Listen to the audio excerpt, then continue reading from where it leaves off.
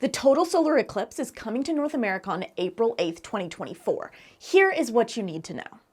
You've probably started hearing about this eclipse from everywhere to the point where you might be sick of it. Yet, here I am talking about it as well because I do genuinely feel that this is a huge event that you should pay attention to, even if you're not in the path of totality. Let's break down what this is, when it is, where you'll be able to see it, how to see it, please use proper eye protection, and the science behind why eclipses on Earth are so unique. If you're wondering why this eclipse is a big deal, that's because it's a total eclipse. Unlike the Ring of Fire or annular eclipse that occurred in 2023, so named because the positioning of the sun and moon ensured that you could see a ring of fire around the moon, as you can see here, it's not a total eclipse because the sun isn't fully blocked by the moon. And at no point is it safe to take off your eclipse glasses during a Ring of Fire eclipse. But during a total eclipse, if you're in that narrow path of totality, you get the full experience. As the moon moves in front of the sun, the sky darkens, animals get quiet, the bees stop buzzing, the birds fall silent. People have chased this feeling across the globe because it's such a profound experience. It's not exactly rare or once in a lifetime. The last total eclipse across the United States occurred in 2017. However, the next one won't happen until 2026 in Europe and parts of Asia and Africa. If you're looking for the next total eclipse to hit the US, that won't happen until August 23rd, 2044. So if you have the chance to see this one, you should take it. If you're in the path of totality during the April 8th eclipse, then seeing it is easy. Provided you have proper eye protection, we will get to that in a minute. The eclipse will be visible across Canada, the US, and Mexico, no matter where you are, even in Hawaii, but it won't necessarily be a total eclipse. What that means is that the moon might block part of the sun, 20%, 30%, 50%, maybe even 90%, but you won't experience full darkness during the daytime. If you want to experience totality, you have to get into that narrow path during a specific time. Outside that path, you won't have the full experience. Here is NASA's map of the path of totality, which is about 115 miles wide. The eclipse will start in Canada and travel southwest through the US and Mexico. Here's a list of cities the eclipse will cross, as well as times. But note that some big cities such as Montreal, Canada, Rochester, New York, Cleveland, Ohio, Indianapolis, Indiana, and Fort Worth, Austin, and San Antonio in Texas aren't on this list. So there's a lot of options. Totality will last different amounts of time depending on where you are, but it will be up to 4 minutes and 28 seconds. That is much longer than the 2017 eclipse.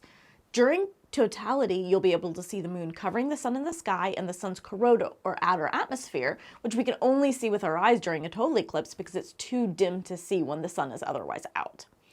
I will be in San Antonio for this event, but take note, if you're heading to San Antonio, only the western half of the city is in the path of the eclipse. Do not sit on the Riverwalk and expect to see it. Eclipse maps are super helpful to strategize where to go, and I highly recommend being in place at least 24 hours before the eclipse occurs because there will be a lot of traffic. Also note the weather. April across the US is not great for cloud cover. That is why personally I am heading south. Now we get to talk about eye protection because you knew that was coming. It is incredibly important to protect your eyes during this event.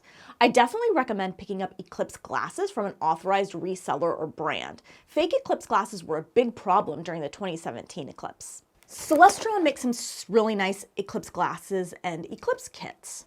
And they also make great solar binoculars.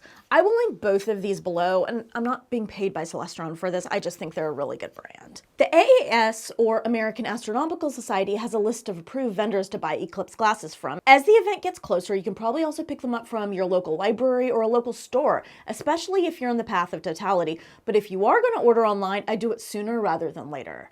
Remember, it is not safe to look at the sun or point a camera or phone at the sun without proper eye protection at any point during the eclipse except during totality. If you try and take a video of the eclipse without a solar filter on your camera or phone, you'll damage it. If you try and look at the eclipse before or after totality without eye protection, you will burn out your retinas. As someone with bad retinas, let me tell you, do not do that. But what if you're not in the path of totality?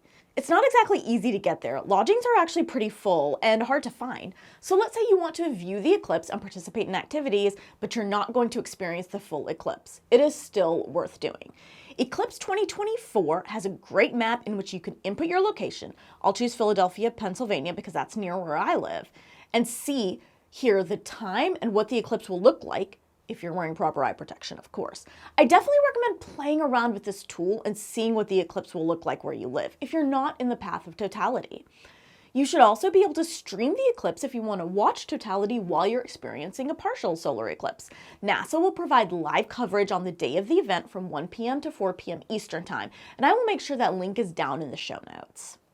Of course, you knew I wasn't going to have a video without talking about the science. So let's talk about the science behind eclipses. There's a lot of coincidence that actually goes into totality. It's a unique phenomenon that doesn't happen on every planet in the solar system. For example, the Mars rover Perseverance caught a solar eclipse on Mars this week, but this doesn't look like our conception of a total solar eclipse.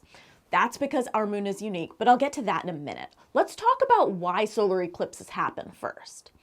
To put it simply, a total solar eclipse happens because the moon moves between the sun and the earth. The sun shines from behind the moon, which means the moon casts a shadow on the earth and blocks the sun's light from our perspective. In a total eclipse, all the light is blocked. In a partial eclipse, some of the light is blocked.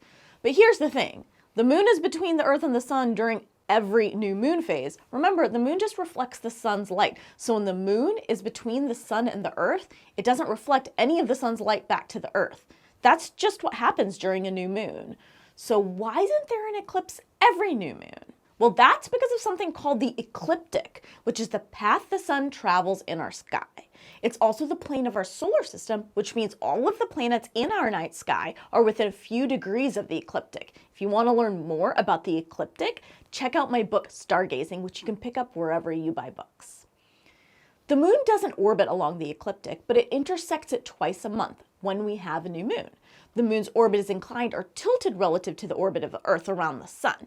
This means that the moon's shadow is usually too high or too low on the Earth to cause an eclipse. But anywhere from 4 to 7 times a year, the moon, Earth, and sun line up just right to create an eclipse.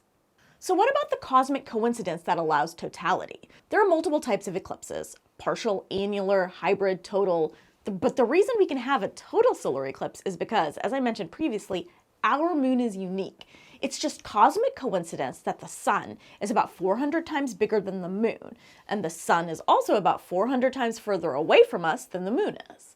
That means they appear roughly the same size in our sky.